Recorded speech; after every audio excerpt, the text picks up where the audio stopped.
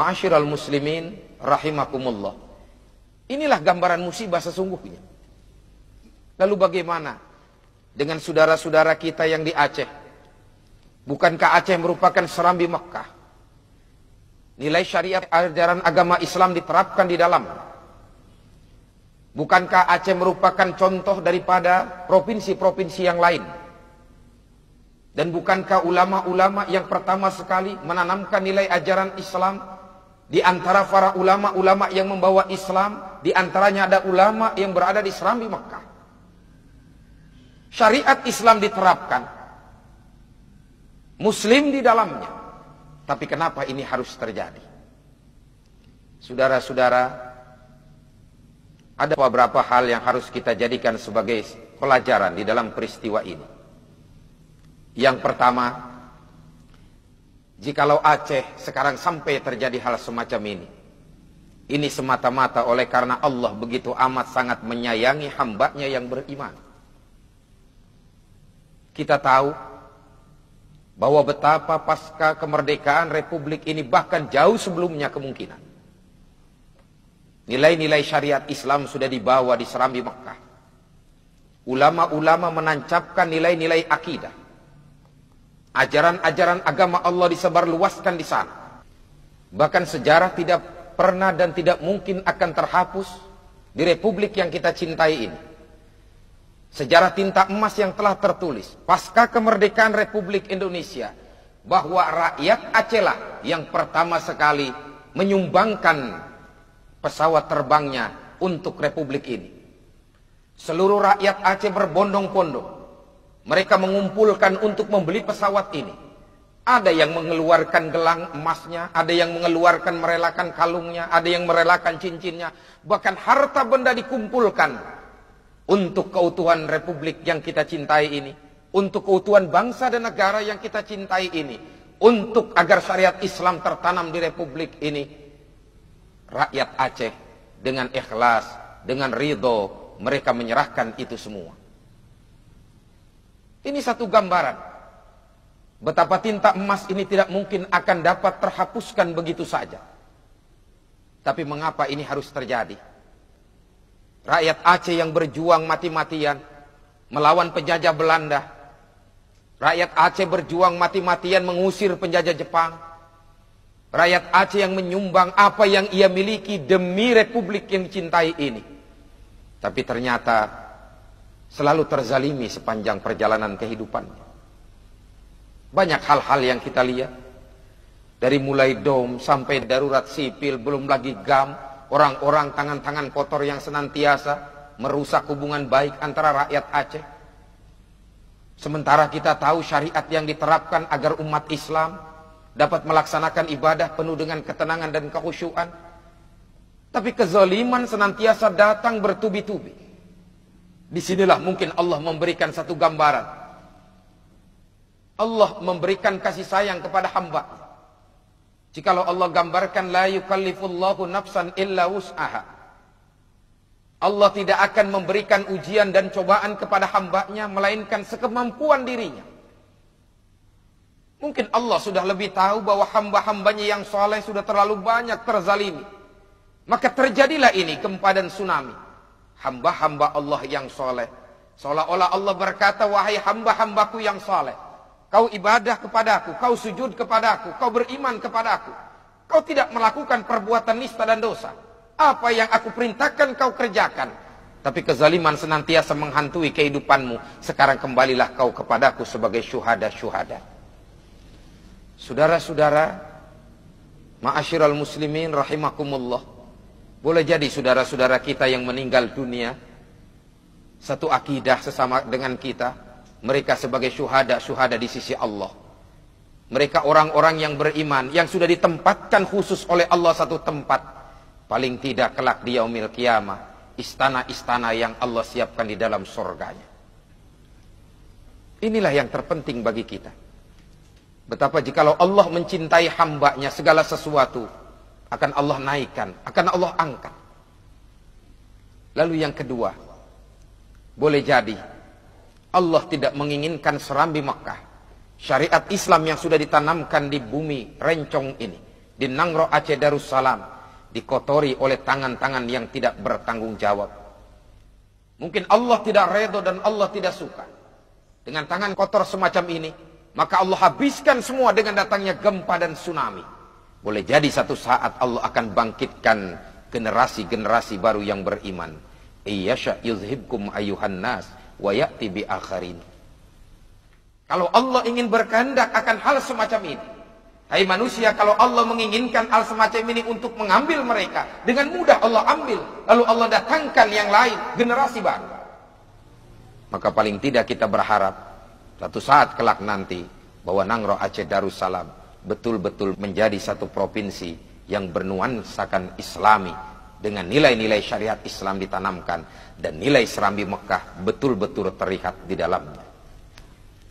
Ini satu pelajaran betapa kejadian-kejadian semacam ini hakikatnya bagi mereka yang masih hidup merupakan satu pelajaran. Kita-kita yang masih hidup ini merupakan satu pelajaran yang berharga. Betapa jikalau Allah ingin berkehendak akan sesuatu, tidak memakai waktu yang bulanan, mingguan, harian, dengan hanya hitungan detik atau hitungan menit, selesai bagi Allah. Allah berkuasa. Walaupun pakar-pakar di bidang gempa dan lain sebagainya, bahwa ini adalah kejadian alam, akan terjadi nanti 10-100 tahun akan datang. Tapi bagaimanapun secara kacamata keiman, inilah kemauan Allah. Betapa kita manusia tidak punya daya dan kekuatan. Betapa jikalau Allah ingin melaksanakan sesuatu dengan mudah dan gampang. Bagi mereka mungkin ini merupakan satu kiamat kecil. Tapi di sini Allah menunjukkan sekali lagi kebesaran dan kehebatannya.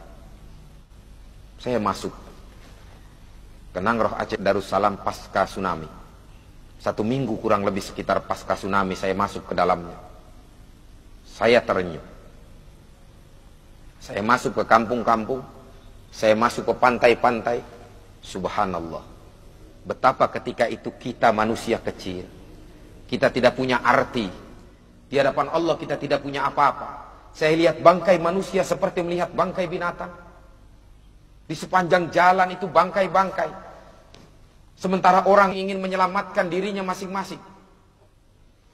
Gedung-gedung yang mewah hancur berantakan. Di sepanjang sungai pun demikian. Barang-barang mewah yang dibanggakan, mobil-mobil mewah. Harta yang berharga yang dibanggakan. Rumah yang dibanggakan. Ketika terjadi itu semua, tidak punya makna dan arti di hadapan Allah. Sepanjang jalan saya menangis. Bangkai manusia. Kalau teringat saya sedih. Subhanallah, betapa besar kemuliaan Allah. Tapi ketika saya lihat rumah-rumah suci Allah, saya lihat masjid-masjid berdiri dengan kokoh, tidak terhempas dengan air, dan disinilah Allah menunjukkan kebesarannya. Bagaimanapun dahsyatnya gelombang tsunami, bagaimanapun dahsyatnya hantaman air, tapi ketika datang air tsunami ingin menghantam masjid, seolah-olah Allah memberikan perintah, hai air, jangan kau sentuh itu rumah suci. Terbelah air menjadi 2. Selamat rumah-rumah suci Allah. Ini semua kemauan dari Allah. Subhanallah, Maha Suci Allah. Ada lagi saya lihat 2 makam ulama besar, pembawa Islam pertama, seperti Syekh Malikus Saleh dan Syekh Kuala. Saya memang tidak melihat secara langsung, tapi begitu saya melihat keadaannya, saya takjub. Allah selamatkan 2 makam ulama besar. Dan ketika saya ingin tahu kenapa bisa selamat, saksi hidup pun bertemu dengan saya. Betapa makam Syekh Malikus Saleh, ketika datang gempa banyak orang berkerumun di dalamnya. Mereka berzikir kepada Allah. Dengan izin Allah pun itu diselamatkan oleh Allah. Tidak terhempas dengan air. Demikian pula makam Syekh Kuala. Ini artinya apa? Seolah-olah Allah memberikan gambaran kepada manusia, hai manusia, jikalau kau ingin selamat hidup di dunia dan di akhirat, pertama dengarkan para ulama dan para kiai, ikuti mereka. Mereka warasatul anbiya, Ikuti ajaran Quran, apa yang disampaikan menurut syariat ajaran agama. Yang kedua, hai manusia, jikalau kau ingin selamat hidup dunia akhirat, jangan kau jauh dari rumahku, sujud kepadaku. Kamu tidak punya apa-apa di hadapanku. Seolah-olah Allah memberikan satu gambaran betapa kau lihat ini keadaan Aceh. Bangunan semua terhempas rata menjadi tanah. Kau lihat bagaimana tanah yang ada menjadi rata, semuanya diratakan oleh Allah. Tapi kau lihat itu rumah suciku berdiri dengan gagah dan kokohnya. Artinya apa? Kau harus banyak sujud kepadaku dalam hidup. Introspeksi diri. Ma'asyiral muslimin rahimakumullah. Ini baru kiamat sughra. Saya tidak pernah membayangkan manakala kiamat kubra datang. Jikalau Allah sudah menggambarkan, idza zulzilatil ardu zilzalaha wa akhrajatil ardu athqalaha wa qala al insanu ma laha yauma idzin tuhaddisu akhbaraha, sampai akhir ayat. Saya tidak bisa membayangkan jikalau ini betul terjadi. Idza zulzilatil ardu zilzalaha, manakala bumi ini digoncangkan oleh Allah dengan goncangan yang amat sangat dahsyat. Wa akhrajatil ardu athqalaha, Allah keluarkan apa yang ada di dalam bumi.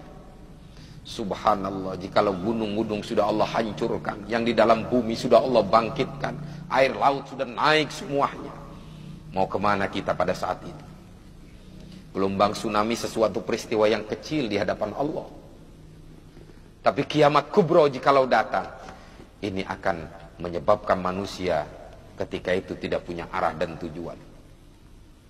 Jangankan kiamat kubra, kejadian di Aceh begitu amat sangat menyentuh batin kita. Ketika terjadi gelombang tsunami, orang sudah berlari ke sana kemari. Ayah sudah tidak lagi menghiraukan anak, anak tidak lagi menghiraukan ayah, ibu tidak tahu mana anaknya, anak tidak tahu mana ibunya. Mereka saling menyelamatkan diri masing-masing, seolah-olah kiamat tiba, padahal itu cuma sekedar ujian dari Allah. Subhanallah. Orang sudah tidak lagi memperhatikan harta bendanya. Orang sudah tidak lagi membanggakan apa yang dia miliki, ditinggalkan semua. Disitulah kenyataannya bahwa kita hidup tidak punya apa-apa di hadapan Allah. Apa yang harus kita banggakan? Saudara-saudara, ma'asyiral muslimin rahimakumullah. Saya hanya sedikit mengetuk pribadi saya khususnya, dan saudara-saudara saya kaum muslimin pada umumnya, khususnya saudara-saudara tercinta saya di Nangro Aceh Darussalam. Jikalau musibah ini merupakan ujian, sabarlah. Sesungguhnya Allah akan memberikan yang lebih baik dari apa yang telah kita tinggalkan. Inna ma'al usri yusra, bahwa dibalik daripada kesulitan, yakinlah akan ada kebaikan yang Allah akan berikan kepada kita selama sandaran vertikal kita kepada Allah. Tinggal bagaimana kita mengintrospeksi diri kita. Sebab Allah tidak pernah berbuat zalim kepada hambanya. Kezaliman yang datang kepada diri kita, musibah yang datang, dan lain sebagainya, itu diri pribadi kita kadang-kadang yang berbuat. Ma asaba min hasanatin faminallah, wa ma asaba min sayyi'atin famin nafsik. Kepada saudara-saudaraku yang masih hidup di Aceh, mari kita kembali kepada Allah dengan introspeksi diri kita.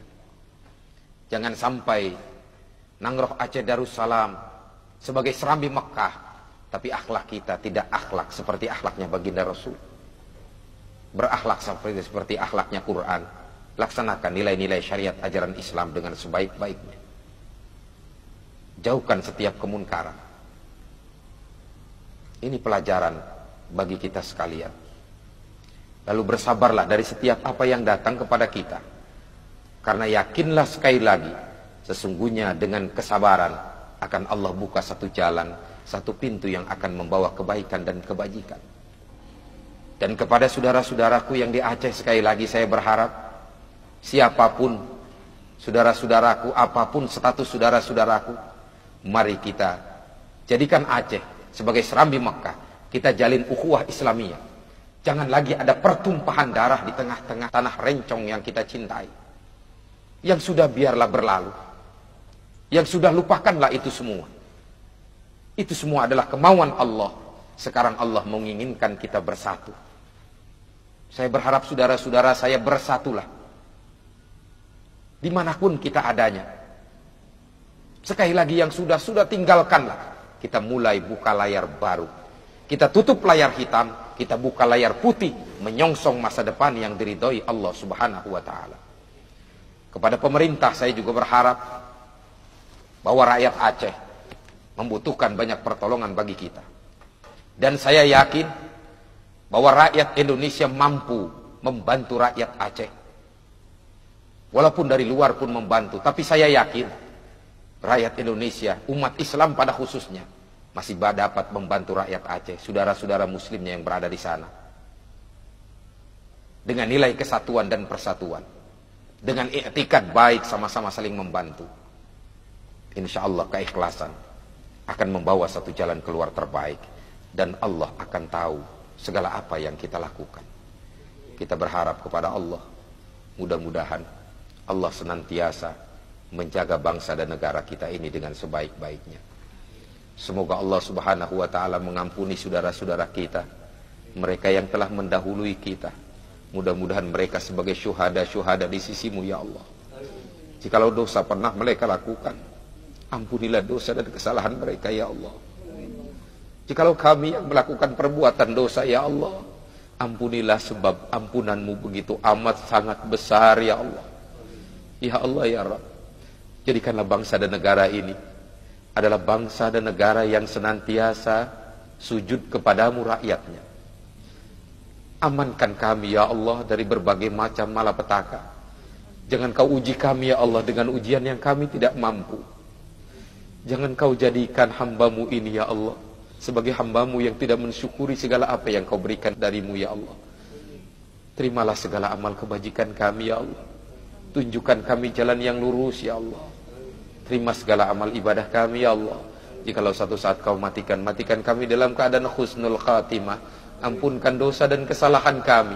Dan kumpulkan kami, keluarga kami, saudara-saudara kami di dalam surgamu ya Allah yang penuh dengan kenikmatan.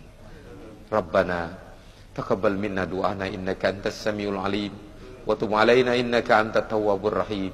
Rabbana atina fid dunya hasanah. Fil akhirati hasanah wa qina adzabannar. Ibadallah.